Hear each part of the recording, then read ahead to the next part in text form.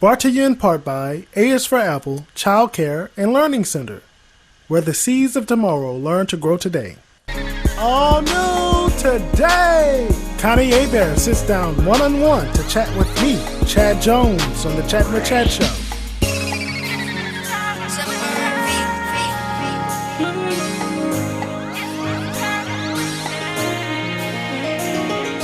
Chattin with Chad is the place to be.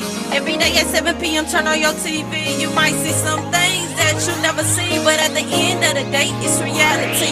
We talk about things that's good and bad, but it always stay good when you're chatting with Chad. We got spirit, got soul, got uplifting things, but you'll always be happy with the joy he brings. He's one of those guys, he's one of a kind. Any problems that you have, just keep them in mind. Before you know, he'll be there right by your side. It's almost like he's a spirit sent from the sky.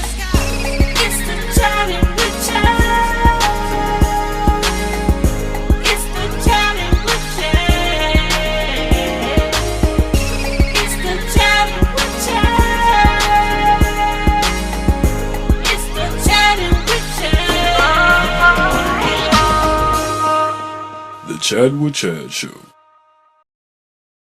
Connie Hebert, former teacher and principal, is now the director of Community in Schools program, where she and her colleagues enjoy impacting and changing students' lives at Ball High School.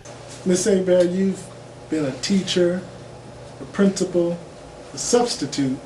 You've done so much in education. What is it that propelled you to this program? You know, it's amazing how I got started. I was familiar with communities in schools because they had it in schools where I worked. Mm-hmm. But as far as me being a part of it, when I was subbing, Ms. Thomas happened to call me. Marion Thomas was the executive director at the time, and somebody was sick and had to leave. And she didn't want to put, you know, several people in a spot or leave students without somewhere they could go. And so she asked me would I do it for the remainder of that year. And I said yes, loved it, and stayed. Oh, explain why this particular program is so profound, and why is this program in GISD schools? Well, it's in GISD schools because when Barbara Cruz was mayor, she saw the need for a program like Communities in Schools and did her research and put a community together of citizens who were concerned about the schools. And they did their homework and came up with Communities in Schools and in the early 70s, and then we started at Ball High School. At Ball. How can CIS help the community as well as the students? How can CIS help? By helping the students, CIS is helping the community. Number one, most of the students with whom we work would be dropouts on the community, with the community supporting them as adults. Or some of the students may even be in jail or in prisons, and it's far cheaper to educate a child than it is to take care of one in prison. That is true. And so by helping the students, we are also helping the community. But more important than that, we are helping the community because one of the components deals with the students giving back to their peers and to the community. And so we teach them how to do service projects and how to organize activities that will benefit the community. What is the protocol for a student to access this program? Or is it available to all students? I mean, how does that work? Not really. Number one, the student has to have some at-risk characteristics as identified by the state of Texas. Oh, okay. They have to qualify for free or reduced lunch. They have to either be pregnant or have a baby. They have to be failing 2 or more core subjects. They have to have been retained at some point in their life, or to have had some type of trauma, be in the foster care system, have been sent to an alternative school or some kind of alternative residential placement. The state has about 13 criteria, and the students have to have met one of those, or the family has to have been in crisis for some reason. So it's not available to all students? It's not available to all students. If students can refer themselves, teachers can refer. So if a student has, say, a temporary barrier or conflict or problem, we can get them in, but the long-term students are the students who definitely have all of those issues. Like one year at Ball High, I think a student had committed suicide. Well, quite a few kids were impacted by that. So we could get students in to support them based on the fact that something traumatic had happened. Right. So is it true that I heard, I believe a friend told me, that CIS provides counseling as well? Is that true? That's one of the components, counseling and supportive guidance. The main thing is a one-on-one relationship with the caring adult. Because programs come and go, but relationships change people. And CIS is about establishing caring relationships. The students know we care about them, they know we're not going to give up on them, and they know we're going to do whatever it takes to help them be successful. And I think, for me, I think that's what the students need. Yes. I think the students need a caring relationship because teachers do not know once a student leaves the school or their classroom that they have no one to go to. They have no one to talk to. Some of our students come in with so many problems, so many barriers. Some may have no caring adult at home, or one student we had was living with a 95-year-old great-grandmother. Wow. Some are not even living with family members. We had a student that was living from friend to friend, just spending the night at different places because of things that had happened prior to. And we take students where they are and start talking to them about goals and setting directions for their lives and putting them on a contract with incentives, letting them know that we're going to be there, that we care, and that we're going to help them succeed. Right. How and why did CIS come about? CIS came about through the vision of a man named Bill Milliken, who was himself a dropout in the 60s. And he started a group in 1960 called Young Life, and they started street academies for students who had dropped out of school but wanted to either get back in or to at least get a GED or secure their futures. And then along the way he realized that this needed to happen in school before the kids dropped out. And so he got people, talked to people, became an advocate for dropouts, and eventually he came up in the 70s with communities in schools. What would you say? Why is the work of CIS, how is it different from any other program put in place here at GISD? Well, it's different because we bring the community into the school. And we don't just work just on academics, because sometimes students' problems are so traumatic that blocks what they want to know about fractions or chemistry. And so because we try to take care of those other issues and then at the same time tutor them, find mentors for them, buy shoes, buy clothes, furnish school supplies, they know they can come to a CIS room and get whatever they need. Whatever they need. Wow. And they know we're going to be there for them. If we have to connect with other agencies to help them pay the rent or turn the lights on, CIS networks with community agencies to provide for all of the needs of the student. I did my research on that too, that CIS connects with social services outside of schools to help with the students as well. Yes, and really at a time like this, you know, with districts suffering losses in funding and having to cut back on the number of social workers they have, we are like a social worker, a full-time social worker in the school. But we go, you know, beyond what the social worker would do, because 51% of our focus is academics. We find out the students who have failed the STAR test, and we pull them in for tutoring. We're going to training on January 30th and 31st with the Texas Education Agency to learn how to better prepare students for the STAR test. When we pull their grades and do an assessment, we do a school assessment to see what the needs of the school are, and then we do an individual assessment to see what each child's needs are. And we come up with an individual plan for each child and for each campus. And then the principal approves the plan that we generate.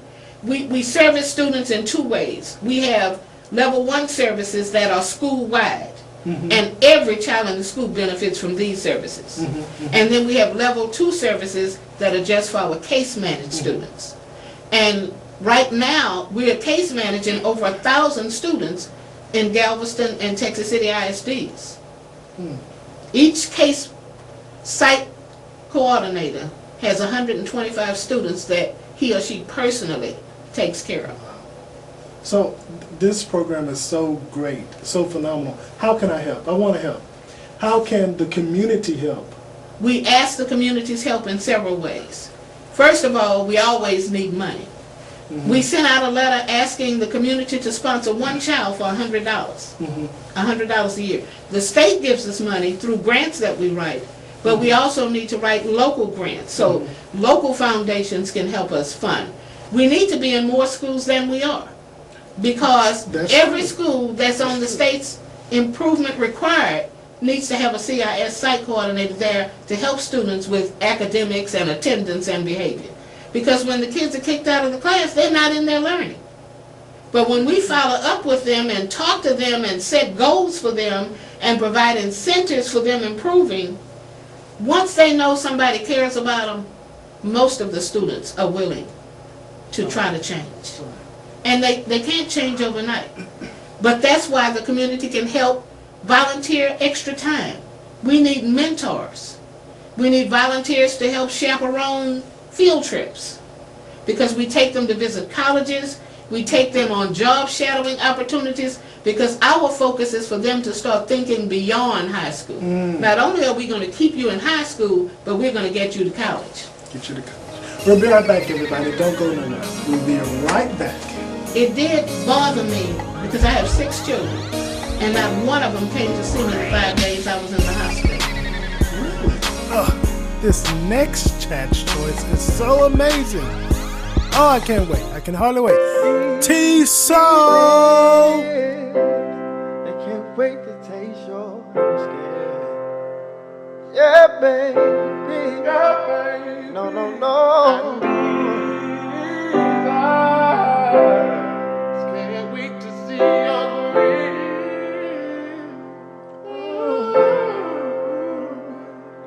Just let my love, just let my love adore you, girl. Now, yeah, baby. No, you gotta know that I adore you, that I adore you, and baby, these feelings will always protect you. Oh, baby. And this mine will never, never, never neglect you. Yeah, baby. And though they stand and try to break us down, don't let that affect us. Oh, baby. You just gotta let my love do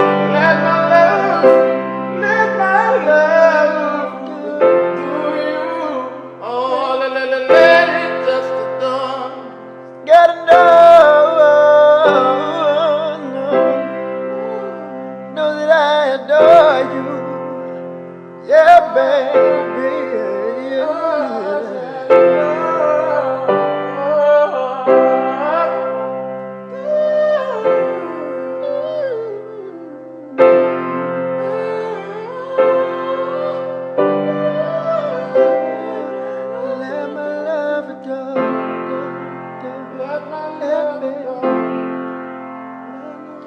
Gotta know,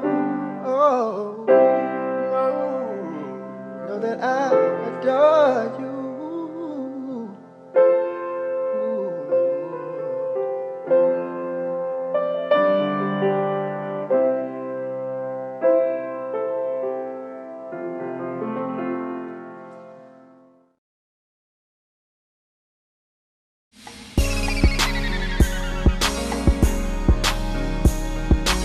Mrs. Connie Hebert faced a difficult time in her life and career. She discovered that she had cancer. She then stepped down from being the principal of Central Middle School, home of the Bearcats. Okay, you are a two-time cancer survivor. Yes. You are a two-time cancer survivor. In that process of being diagnosed and then treated, what did that teach you about yourself? It taught me that, number one, I didn't learn the lesson I was supposed to learn from it the first time. And that's why God sent me through it a second time. How so? What lesson did you not learn?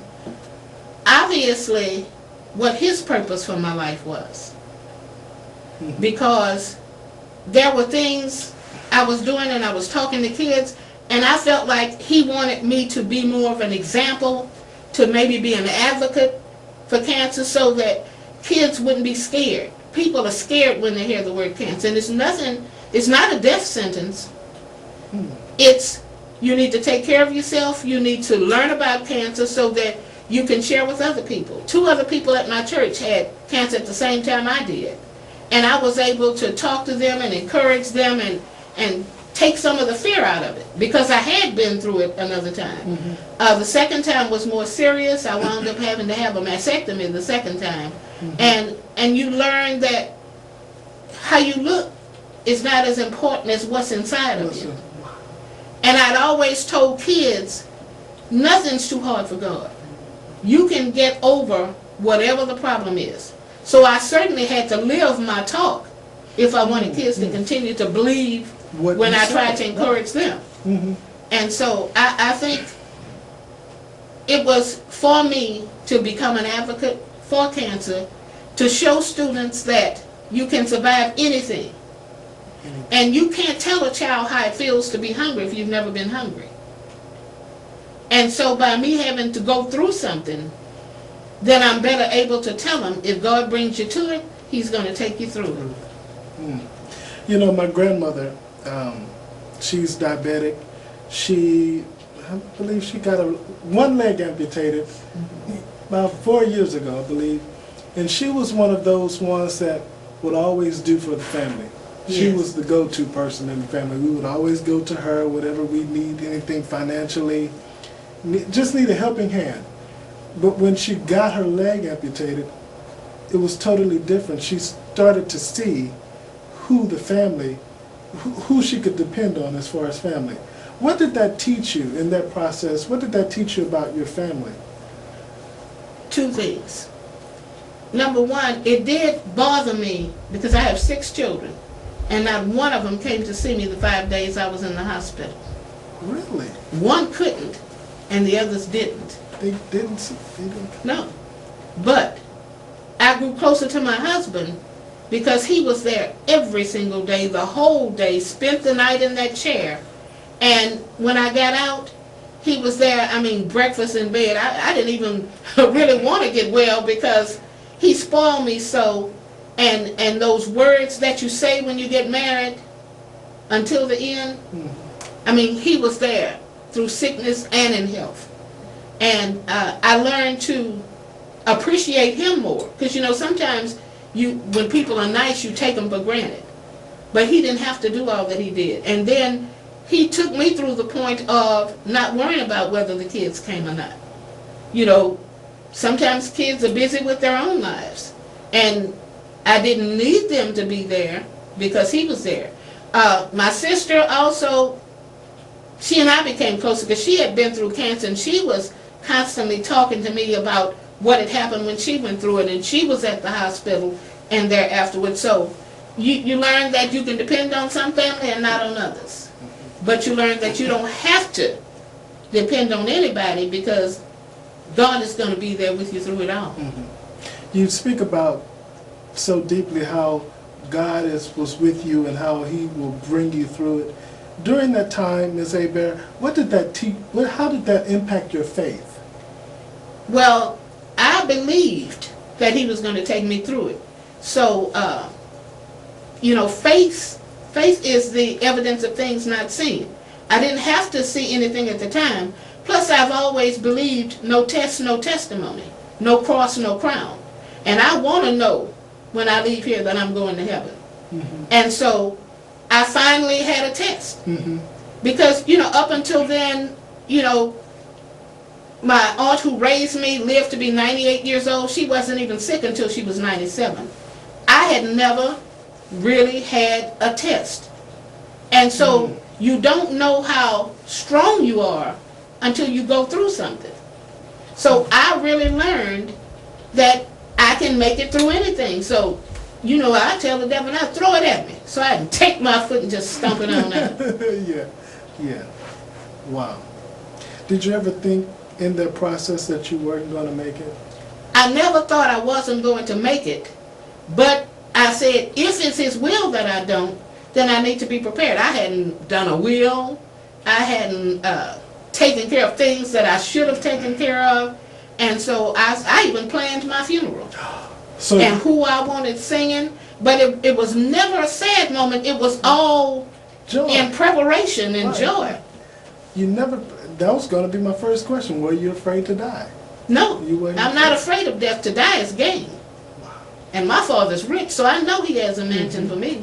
How did it feel when you saw your many friends, families, and colleagues come to you during that difficult time in your life to comfort you? How did that feel? It felt good because people that I didn't even know cared about me came through, started calling, sent beautiful inspirational cards and plants. One lady came to my house, I didn't even see the plant, and when she turned around there was this big huge plant, and it was so touching.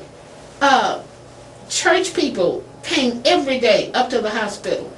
You see those people, you speak to them in church, but I didn't see them really away from the church. My pastor was at the hospital, the deacons, people that you never stop to think these people really care about me, were there to support me, and not just in the hospital, afterwards.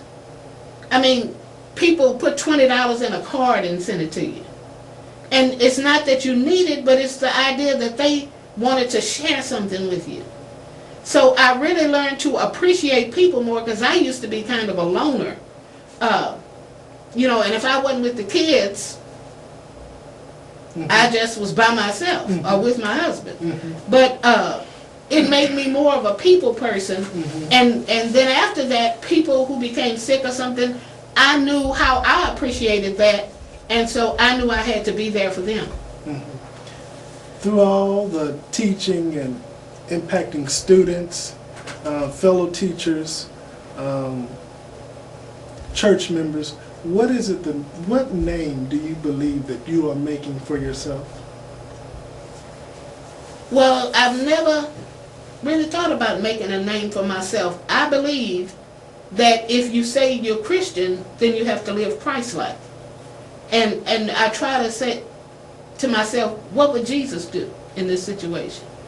And if I am ever remembered, I would like to be remembered as somebody who truly believed it was about the children, because they are our future, and somebody who worked to make a difference.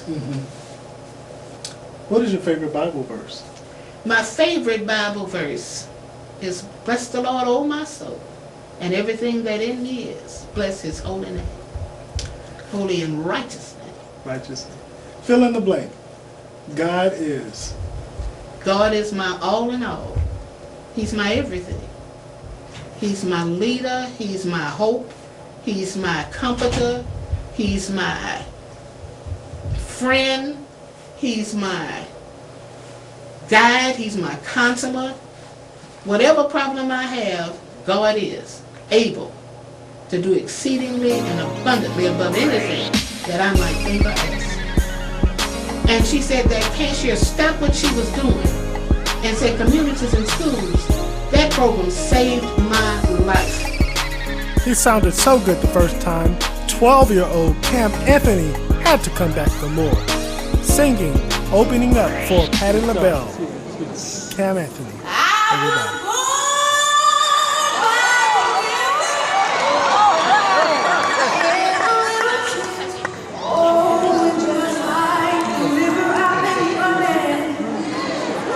That's all right.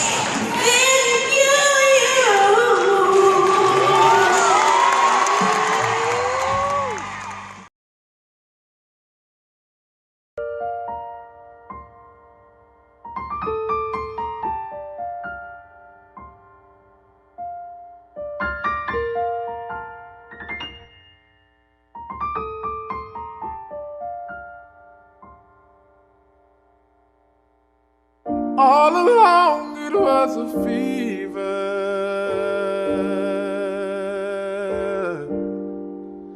a cold sweat I had it believer.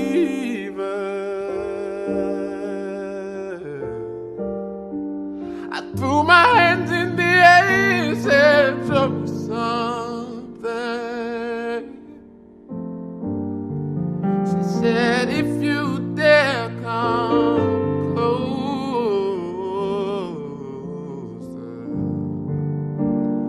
Round and around and around and around we go. Tell me now, tell me now, tell me now, tell me now, you know. I'm not really sure how to feel about it. Something in the way you move makes me feel I can't live without you, and it takes me all the way. I want you to stay.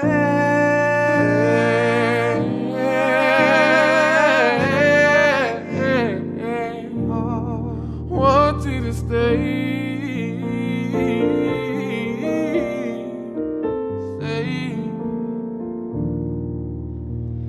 It's not much of a life you're living. It's not just something you take, it's given. Oh, round and around and around and around we go. Now tell me now, tell me now, tell me now, you know. Not really sure how to feel about it. Something in the way you move. Makes me feel like I can't live without you, and it takes me all the way. I want you to stay.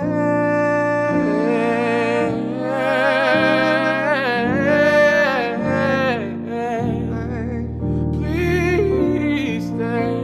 Don't go. Please stay.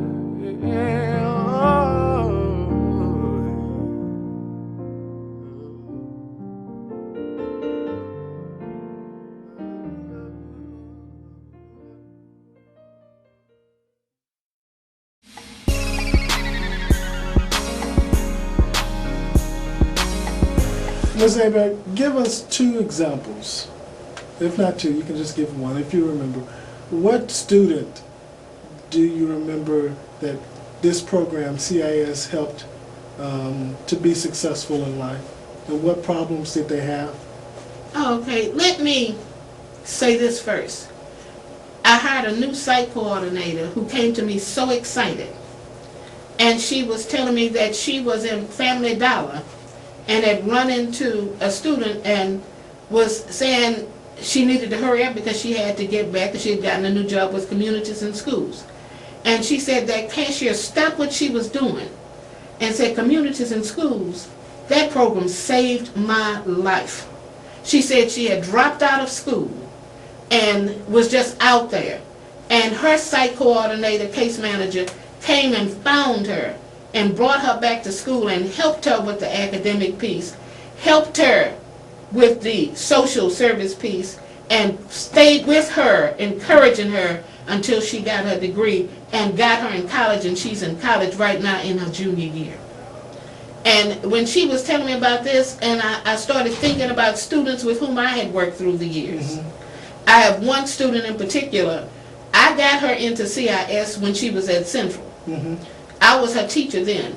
And they had put her in lower level classes because of her behavior. I looked at her CUNY folder because we do an assessment on each child. This child had academic recognition on all of her test scores. And I said, what is she doing in level 3 classes? And I moved her to level 1 and I told her, I expect you to make all A's because your test scores say that you should be able to do that. Now, because you haven't been in those classes where you've been required to do it, I'm going to stay on you and I'm going to work with you until you get there. That child finished Central that year with all A's for the whole year in all level 1 classes. That child graduated from Ball High. That child began teaching in Aldine ISD and was the first runner-up teacher of the year for ISD. And every other year or so, a month or so really I should say, because now she calls more often just to say thank you. And she said, I wouldn't be here if it hadn't been for you in CIS. We have a student right now who, when I met him in 6th grade, he was getting 50 discipline slips. Mm-hmm. And we got him in CIS, we got him in Avid. Mm-hmm. And we just started working with him. Mm-hmm. That child is at Ball High right now. Even when he was still at Central, he went from 50 discipline slips one year to 3 or 4 the next year, and began taking classes he needed to take to prepare himself for college. Mm-hmm. He started getting more active in his church. And right now, he's announced his calling and is an associate minister at his church. Mm. He was angry because he was living in a house where circumstances changed things. His mother only had 4 children, but she had a sister to pass, and she inherited 3 or 4 more children, and then wound up with 3 more children, so 9 children live in that one house. It's things many times that are not school related, where you just have to talk the students through it and let them know you care. Mm-hmm. I have another student that was so angry when she was in middle school, and she's still going through a little something. Her mom had dropped out in the 9th grade or 10th grade. Mm-hmm. And she was living with a grandmother. The mother dropped off her 7 kids at the grandmother's, not even trying to help. Mm-hmm. And the grandmother was trying to raise all of these children, and because she was older, she was helping, but she was just so angry at the mother that she was angry when she came to school too. Sometimes you have to teach them how to separate what happens at home from what goes on at school. Mm-hmm. And we got her a mentor. This mentor worked with her. Even at Ball High, it cost $851 to be a Charnette. Mm-hmm. Well, most children's parents can't afford that. But this child's mentor paid for her to be a Charnette, and she's been one 2 years now. And it's just, I could tell you story after story about kids, but we'd be here all night. But CIS helps children. It helps people. It helps. I want to know too. What is there a particular website that one could go to? They can Google communities in schools. We're in the process of updating our website right now. Mm-hmm. But if they Google communities in schools, they can get the total CIS program, or Google Galveston, Communities and Schools of Galveston, and they'll get the local program. What is there a number? Our phone number is 409-765-5395. And they can call us. We have brochures. We put out a newsletter every month. Mm-hmm. We usually send our newsletter to Mr. Farrell Johnston, so he can send it, Johnston Farrell, so he can send it to supporters of GISD. Mm-hmm. And we put all of the activities from all of the schools so that people can know what we're doing. People need this program, people, is so great. If you want your child to be successful in life and in school, get your child in this program. Thank you, Ms. Hebert. Thank you. It's been great. It's been great. Thank you. Thank you. For more information on CIS, you can visit us at ballhigh.com or gisd.com. Thank you. Bye, everybody.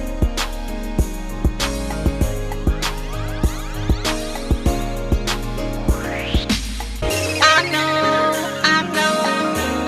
times get hard. You better wipe your tears, give God all your things. See, life is not easy, but times get hard. Keep your head up, stay strong, and have faith in God. He's straight out of D-Top, born and raised where it goes now. He came from the bottom, but look where he at now. Long as you believe, then you will achieve. Don't ever let nobody come between you and your dreams.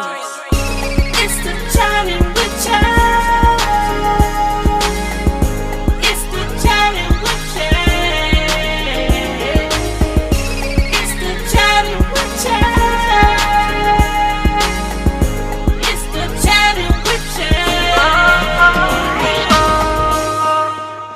Chat with Chad Show.